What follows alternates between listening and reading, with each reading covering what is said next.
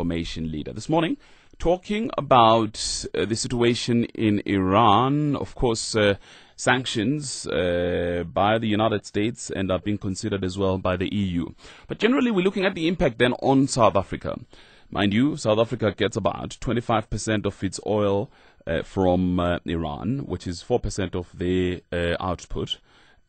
So clearly, South Africa is an important customer, but again, South Africa has good relationships, I guess, between itself and Iran. Let's talk about then what's likely to happen if these sanctions go ahead and if South Africa should consider these sanctions as well. To talk to us about these matters, let's welcome Tom Wheeler. He is with the South African Institute of International Affairs. Good morning to you, Mr. Wheeler. Hello, Tolani. Are you well? I'm well indeed, and you? I'm very well. Thank you very much for coming through. Also, we are joined on the line by Naeem Jinnah. He is the director of the Afro-Middle East Center. Good morning to you, Naeem Jinnah. Good morning, Tolani. And thank you for your time. Firstly, let's talk about, let me start with you, Mr. Wheeler. If you were to give people a background of what is happening in relation to Iran and the West, what would you say? Well, I think it's a very complex relationship that has existed for a long time. It's not, this is not a new problem. And the biggest problem revolves around the nuclear weapons program or rather the nuclear program of Iran, which there is a fear that Iran may be trying to create a nuclear weapons program by enriching uranium. Now, up to now, they have sort of played fast and loose with the international community. They've been disinclined to open up all their facilities to the International Atomic Energy Agency in Vienna, which is the regulator, which is the organization that confirms that, everything is above board. And they do that in South Africa as well, I might say, because of our former nuclear weapons program back in the 80s and early 90s. But the good news is that in the last few days, the Iranian authorities have said that they will receive the inspectors from Vienna, and maybe this is something of a turning point. Let us hope so. But is there reason to suspect that Iran is enriching not just for peaceful purposes, but also for nuclear purposes? Well, you see, because the Iranians won't open up completely, won't come clean, as it were, and allow the inspectors to see everything until this latest announcement anyway, there's always the suspicion, and they do nothing to alleviate the suspicion. It's left there hanging as a question. So people who want to take an anti-Iranian position, well, it just feeds into their ability to do so. Naeem Jinnah, let me bring you in then, because if you agree with Mr. Wheeler that this is a long-standing issue, why is the US and EU only taking action now? Well, that's only partly true, Tolani, because action kind of gets taken every now and then, often at opportune moments for various reasons, and I think that the current kind of rise in activity around this is also an opportune moment. There was a report in November that was released by the IAEA saying that they believed that Iran was continuing nuclear weapons production, at least until 2009. Now, the report doesn't point to any so-called smoking gun. It has no clear evidence that there is a weapons program. It just, in a sense, reiterates suspicions that have been already there by some people.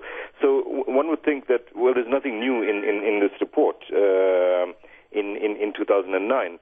But in November, rather.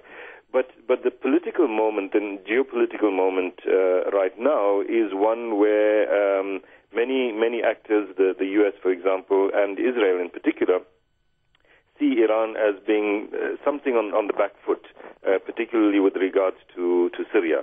So on the one hand, you have Iran being on the back foot with regards to Syria, consumed in some ways by what's happening there, and thus somewhat weaker because there's a possibility of its influence in the region decreasing, and so it's an opportune moment to get in with sanctions and weaken it further, especially if, as some American officials have said, the objective of this is not simply around nuclear weapons, but but what they're calling regime collapse in Iran. So I think that the geopolitical moment has contributed to why we're having so much of activity around this right now. What are they afraid of, though? What is the West afraid of if indeed Iran has or enriching uranium? Are they afraid that they will carry through their threats in relation to Israel, for instance, where they were talking a couple of years ago about wiping Israel off the face of the world, of the earth? Who are you addressing your question to? Yeah, you can answer, Tom Wheeler.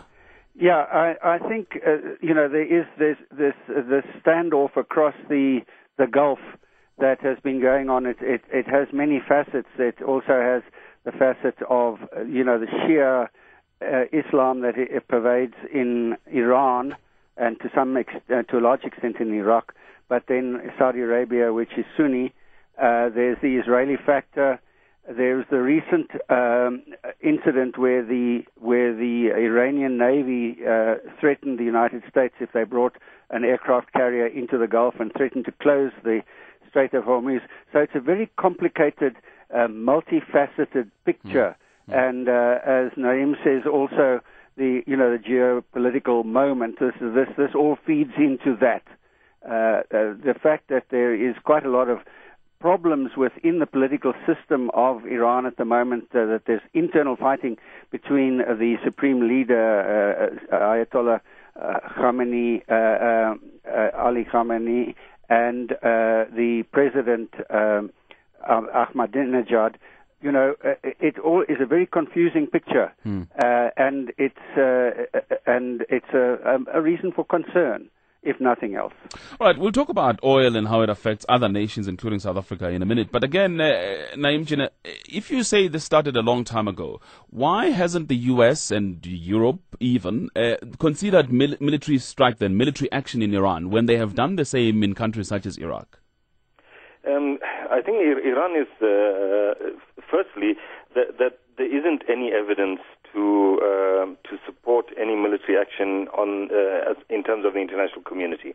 The United Nations Security Council is definitely not going to support any such action because there really isn't evidence to prove that there is a nuclear weapons program. There's just suspicions and accusations. So on the basis of that, the Security Council is not going to support such action. But secondly, and quite importantly, that Iran is quite a different kettle of fish compared to Iraq, and a military attack on Iran will unleash repercussions in the region that would really be quite difficult to stop. What Tom mentioned now, Iran has already threatened that any even stronger sanctions at the moment it is saying, but previously it said any military action will result in it closing and mining the Straits of Hormuz. Now, through the Straits of Hormuz, you get between 1/3 to 40% of the world's oil flowing. You can imagine the global crisis if that were to happen. But furthermore, Iran's support to Hezbollah in Lebanon and other groups means that a war against Iran will have repercussions beyond just Iran. Certainly, if such an attack were led by the United States or Israel, as it is now threatening to bomb Iran, the repercussions would be directly against Israel as well. So the consequences of an attack against Iran are not something to be considered lightly, I think. May I just add to that? Yeah. I think that there's also a war weariness, you might call it, or an unwillingness to engage in yet another war by the Americans. They have got out of Iraq now. They're trying to get out of Afghanistan. And the last thing that the American voting public, just before a presidential election, would want to see is another a military invasion with all the costs, all the loss of life that would mean.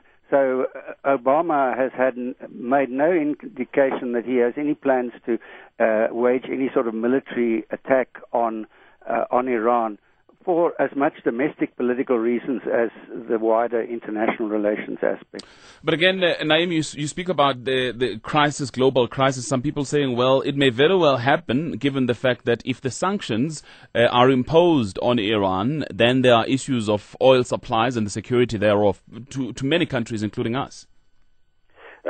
Exactly. I mean, apart from the military option, Iran is now saying that if the kind of sanctions that are being spoken about are implemented, then it would seriously consider blocking the Straits of Hormuz. Now, the kinds of sanctions we're talking about are sanctions by the European Union, which is a large importer of Iranian oil at the moment, and if they were to stop importing Iranian oil, it would be a serious problem for Iran. So we at that point where you could have such a crisis even without a military option. Now, the EU ministers are meeting next week on the 23rd to discuss their intention, which they've made already for sanctions, and look at how and when, etc.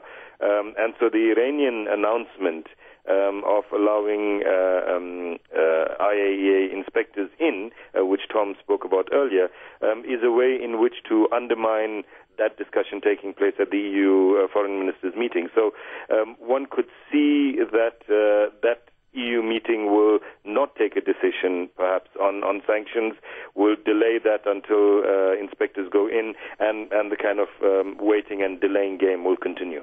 But even if the European Union were to meet on this matter, is it possible that they can actually stop importing oil from Iran, I mean completely, or are they just going to decrease the amount that they import from Iran? Again, I'm starting with you, Naeem. Well, they have said that it would be a kind of phased sanctions. So companies that have contracts already would be allowed to fulfill those contracts or parts of those contracts, etc.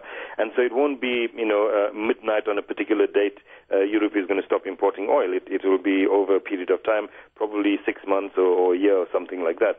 And in the meanwhile, of course, they'll look at alternatives. And Saudi Arabia, for example, has already said that it would be willing to take up the slack. Saudi is the most likely candidate for that with the large oil reserves it has. I'm just wondering whether the Saudis can increase by 2.3 million barrels, which is how much Iran is shipping every day. What do you think about that, Tom? Well, I suppose there are two factors here. One is if the Straits of Hormuz are closed, then that oil can't get out. Secondly, there are other sources. There is Angola, there is Nigeria, and you may have noticed that the president of Iran has been in Venezuela. One of his friends, and Venezuela is also a major exporter. So I suppose he is also talking to the Venezuelans about not supplying oil to the Europeans if this were to arise. But there's another factor here that I think we should mention, that if you close the Straits of Hormuz and mine it, as Naeem has mentioned, you scatter mines around, no oil carrier is going to go through there. So if Iran were to do that, it would be shooting itself in the foot as well. It's not only affecting the tankers coming from Saudi Arabia and maybe Iraq, but also, or the Americans moving their naval vessels through there, but their own supplies would also be stopped by such an action. So I think it's more, posturing than reality. I really think that they would be very unlikely to do what they have threatened to do just in their own self-interest. Now, South Africa buys about 98,000 barrels per day from Iran, Tom. How will this all affect us? Do we even have an alternative? Well, fortunately, we do have Sasol, and we have supplies, I think, coming from Angola and from Nigeria. So possibly we could ratchet up there, get other sources. These are things I'm sure that the policymakers are at least turning over in their minds in case this situation were to arise. It's quite interesting because some countries, like China, instead of scaling down as a result of these threatened sanctions, are talking about increasing the amount that they import from Tehran. Is it possible that South Africa may very well follow the same stance then, Naeem? Well, I mean, what China is saying, in effect, is that it would take up some of that slack that would be, or some of the excess that would be left by European sanctions, meaning that for countries that regard themselves either as friends of Iran or somewhat neutral on this issue, there'd be more oil available for them to access. So in South Africa's case, for example, you can be sure that Iran would be quite happy to offer South Africa oil even at a cheaper rate than it has been, just so that it can keep producing. So I don't think that South Africa is going to say no to that. There's no, at the moment, there aren't, and there isn't any talk of this kind of sanctions being at the United Nations level. And so from South Africa's perspective, as long as the sanctions remain unilateral, whether by the US or by the EU, South Africa doesn't have to go along with it. If it's a United Nations decision, that's a different matter. But as things stand, South Africa would be quite happy to get more of its oil from Iran, particularly if, as I say, Iran might be willing to give it away cheaper.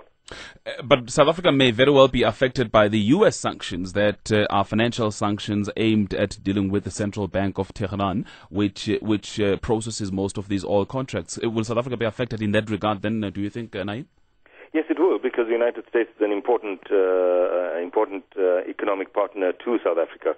But there's a range of ways in which this can happen through third parties. For example, South Africa could be importing its oil not directly from Iran, but through third parties, so it doesn't have to deal with the Iranian central bank. I mean, these things are possible.